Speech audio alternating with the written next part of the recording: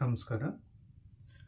ಸಮಸ್ತ ನಾಡಿನ ಜನತೆಗೆ ದೀಪಾವಳಿ ಹಬ್ಬದ ಶುಭಾಶಯಗಳು.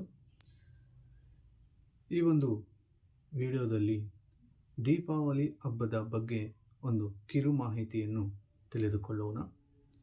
ದೀಪಾವಳಿ ಎಂಬ ಪದವು ಸಂಸ್ಕೃತ ಭಾಷೆಯ ದೀಪ ಮತ್ತು ಆವಲಿ ಎಂಬ ಎರಡು ಪದಗಳಿಂದ ಬಂದಿರಲು ಸಾಧ್ಯವಾಗಿರುತ್ತದೆ. ದೀಪ ಎಂದರೆ ಬೆಳಕು, ಹಾವಳಿ ಎಂದರೆ ಸಾಲು ಕರೆಯಲು ಸಾಧ್ಯವಾಗುತ್ತದೆ. ದೀಪಾವಳಿಯು ಮನುಷ್ಯನಲ್ಲಿ ಇರುವಂತಹ ಒಂದು ಕೆಟ್ಟ ವಿಷಯಗಳ ಮೇಲೆ ಒಳ್ಳೆಯ ವಿಷಯವನ್ನು, ಅಜ್ಞಾನದಿಂದ ಜ್ಞಾನದ ಕಡೆಗೆ ಸಾಗಿಸುವಂತಹ ಒಂದು ವಿಷಯವನ್ನು ಮತ್ತು ಅಂಧಕಾರದಿಂದ ಒಳ್ಳೆಯ ಜ್ಞಾನದ ಕಡೆಗೆ ಸಾಗಿಸುವಂತಹ ಒಂದು ದಿನ ಎಂದು ಸಹ ನಾವು ಕರೆಯಲು ಸಾಧ್ಯವಾಗುತ್ತದೆ. ಹಿಂದೂ ಧರ್ಮದಲ್ಲಿ ದೀಪಾವಳಿಯ ಒಂದು ಮಹತ್ವ. ಹಿಂದೂ ಧರ್ಮ ಅನ್ನೋದು ನಮ್ಮ ಸಮಾಜದಲ್ಲಿ ಅತ್ಯಂತ ವಿಶಿಷ್ಟವಾದಂತಹ ಒಂದು ಧರ್ಮ ಎಂದು ಸಹ ನಾವು ಕರೆಯಲು ಸಾಧ್ಯವಾಗುತ್ತದೆ.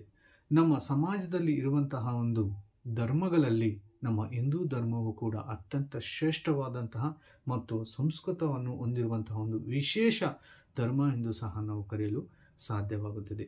ಅಂತಹ ಒಂದು ಒಳ್ಳೆಯ ಹಿಂದೂ ಧರ್ಮದಲ್ಲಿ ನಮ್ಮ ದೀಪಾವಳಿ ಹಬ್ಬದ ಒಂದು ಮಹತ್ವ ಅನ್ನೋದು ಕೂಡ ಅತ್ಯಂತ ವಿಶಿಷ್ಟವಾಗಿರುತ್ತದೆ ಮತ್ತು ವಿಶ್ಲೇಷಣವಾಗಿರಲು ಕೂಡ ಸಾಧ್ಯವಾಗಿರುತ್ತದೆ.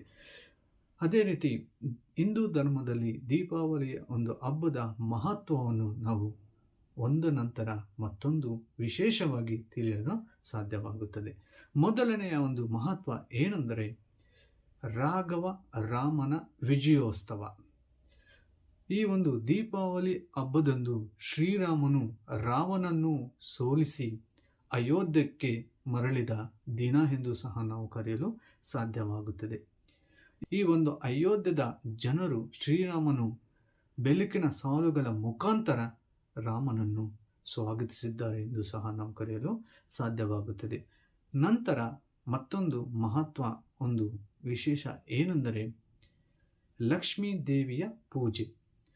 ಈ ಒಂದು ದೀಪಾವಳಿ ದಿನದಂದು ಶ್ರೀಲಕ್ಷ್ಮಿಯನ್ನು ಪೂಜೆ ಮಾಡಿ ಶ್ರೀಲಕ್ಷ್ಮೀ ದೇವಿಯ ಒಂದು ಆಶೀರ್ವಾದ, ಸಿರಿ ಸಂಪತ್ತು ಮತ್ತು ಅವರ ಒಂದು ಕೃಪೆಯನ್ನು ಪಡೆಯುವಂತಹ ಒಂದು ದಿನ ಎಂದು ಸಹ ನಾವು ಕರೆಯಲು ಸಾಧ್ಯವಾಗುತ್ತದೆ.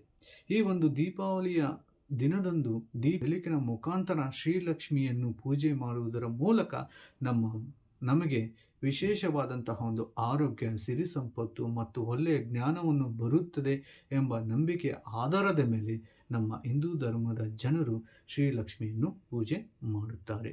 ನಂತರ ಶ್ರೀಕೃಷ್ಣನ ವಿಜಯೋತ್ಸವ.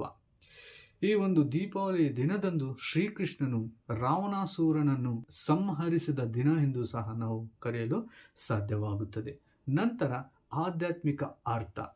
ಈ ಒಂದು ದೀಪಾವಳಿಯ ಹಬ್ಬದ ಬಗ್ಗೆ ಒಂದು ಆಧ್ಯಾತ್ಮಿಕ ಅರ್ಥವನ್ನು ಕೂಡ ನಾವು ನೋಡಲು ಸಾಧ್ಯವಾಗುತ್ತದೆ. ಯಾವ ರೀತಿ ಅಂದರೆ ಈ ಒಂದು ದೀಪಾವಳಿಯು ಮಾನವನಲ್ಲಿ ಇರುವಂತಹ ಒಂದು ಅಜ್ಞಾನ, ಅಸೂಯೆ, ಒಂದು ಶತ್ರುತ್ವ ಮತ್ತು ಅಧೈರ್ಯವನ್ನು ಹೋಗಲಾಡಿಸಿ ಮನುಷ್ಯನಲ್ಲಿ ಸತ್ಯ, ಧರ್ಮ ಮತ್ತು ಜ್ಞಾನವನ್ನು ಒದಗಿಸುವಂತಹ ಒಂದು ವಿಶೇಷ ದಿನ ಎಂದು ಸಹ ನಾವು ಕರೆಯಲು ಸಾಧ್ಯವಾಗುತ್ತದೆ. ಇಷ್ಟು ಈ ಒಂದು ದೀಪಾವಳಿ ಹಬ್ಬದ ಕಿರು ಮಾಹಿತಿ ಎಂದು ಸಹ ಕರೆಯಲು ಸಾಧ್ಯವಾಗುತ್ತದೆ. ಧನ್ಯವಾದಗಳು. ದೇವರು ಒಳ್ಳೆಯದು ಮಾಡಲಿ.